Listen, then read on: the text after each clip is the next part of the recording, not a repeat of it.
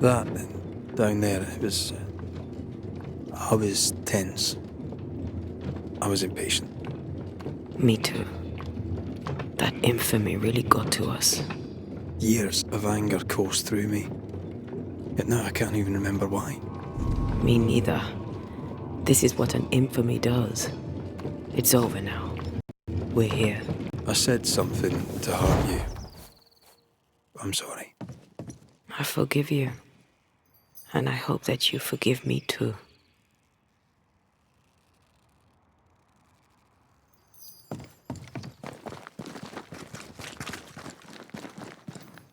How refreshing it is to the soul to be at once thus delivered of that which one thing above all else, my friends, is true. The wicked are at odds with themselves. Oh, good. His latest sermon. We haven't missed it.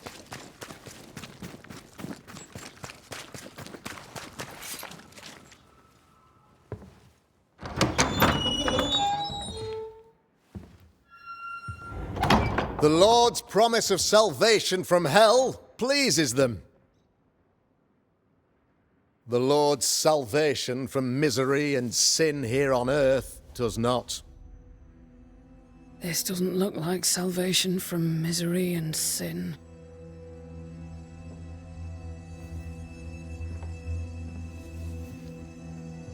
The wicked pray for deliverance from the fires of hell,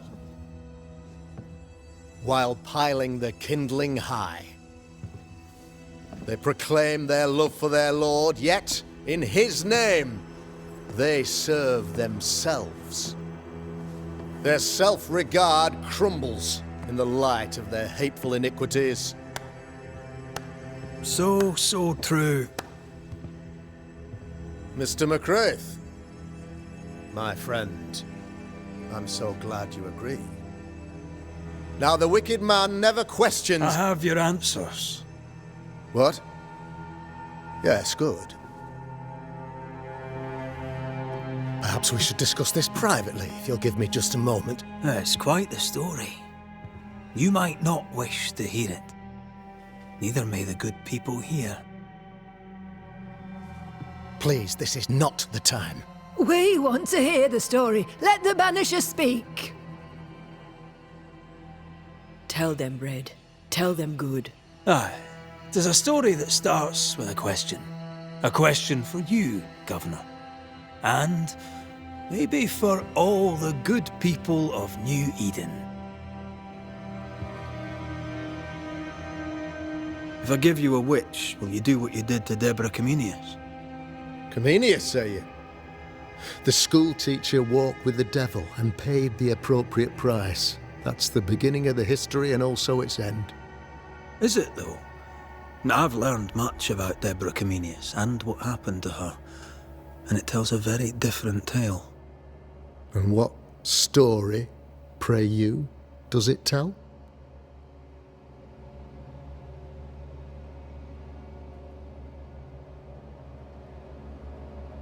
It tells the story of a woman, a teacher, living peaceably among friends, until there came a plague. In fear, the good people went to their governor. "The devil walks among us," they said, "and you must save us, or we will find someone who will." This governor knew he could not save them. But he could give them a witch. She would confess, or she would be judged. Deborah Comenius was a witch, Mr. McCraith. She was the devil's tool, and worse, much worse.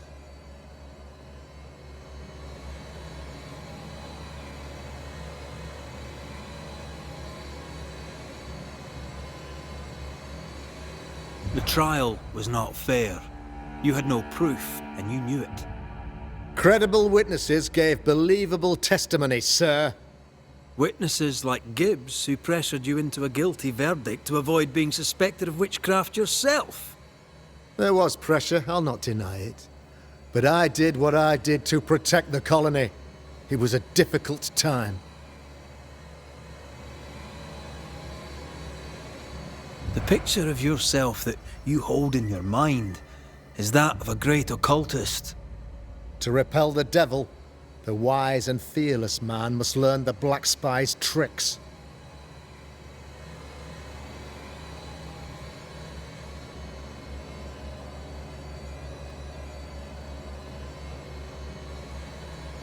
Have you ever wondered what lies beyond the veil, past the hem, beyond the invisible? Have you ever heard of the Arrowloo? What gibberish is this? No? Your good friend Etienne Roulet did not. It seems they knew worthy of his secrets. Never mind. Do you then consider yourself a true demonologist? In order that a war be just, 3 things are necessary. Firstly, the authority of the sovereign. Secondly, a just cause. Thirdly, a rightful intention. Aye, the Summa Theologiae of St. Thomas Aquinas, a classic quote from which you have conveniently omitted an important detail. To wit, a just cause is required, namely that those who are attacked should be attacked because they deserve it on account of some fault.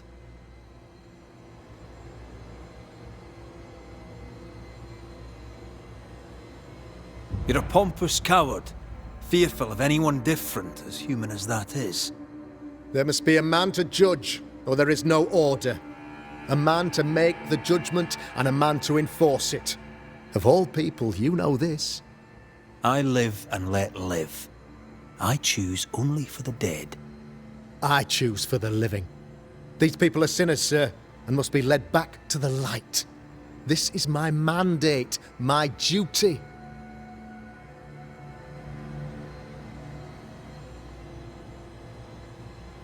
What do you really want, Governor?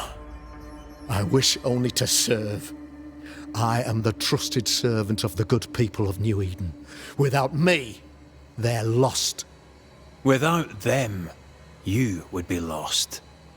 Yes. Maybe I do need them. How very human of me. But these people undoubtedly need me, Mr. McCraith. And there is no one else. Admit it. You toy with magic you don't understand. You, sir, are jealous. I, sir, am tired. I've done my job, fulfilled my contract, I've found the source of the curse. The poison below the well is no more, no thanks to you. Aha! Poison it was then.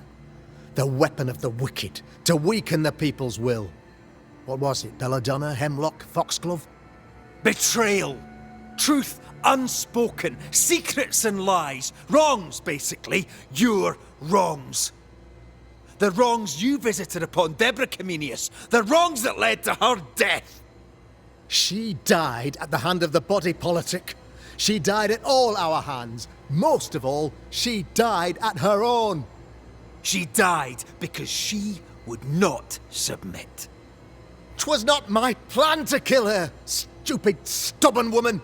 Why did she not confess? I would have granted clemency. I would have shown her mercy.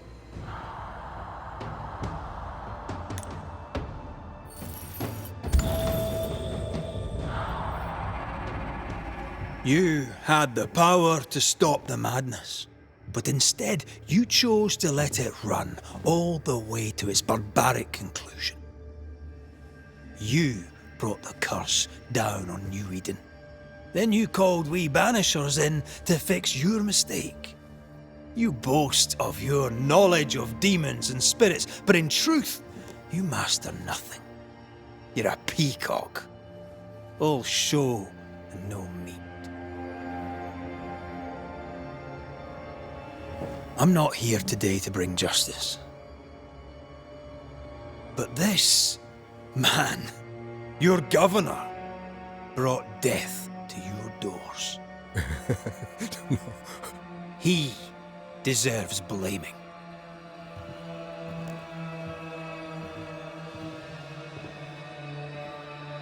And shame on me if I don't do it. Headspace!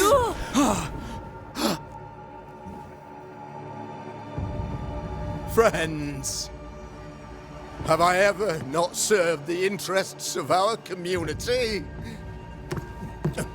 Have I not protected you? Have I not loved you?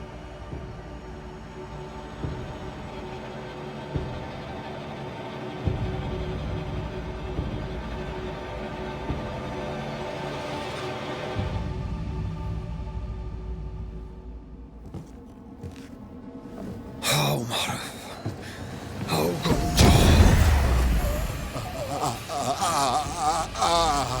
life to the living.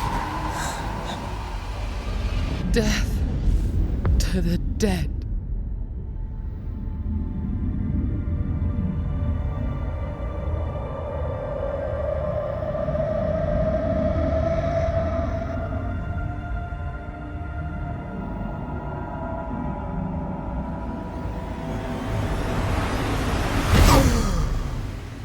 This is unfair.